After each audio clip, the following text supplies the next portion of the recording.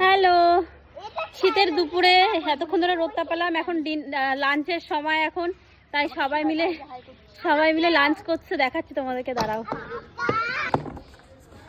এখানে সব পোলাপানগুলো দুষ্টামি করতেছে আর এখানে সব খাইতে বসছে। এই যে দেখো, কেউ রোদ তাপায়, কেউ খেতে বসছে। কিরে দেখি তুই কি কি নিয়ে আসিস? ছিমের তরকারি আর কি মাছ? খুব অত্যাচার করিস বাবা, আয় না রে।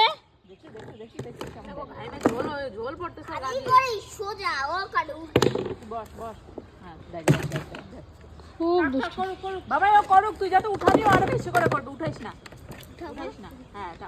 খাও খাও। রোদে খেতে কেমন লাগছে তোমাদের? আয়সা করবি না।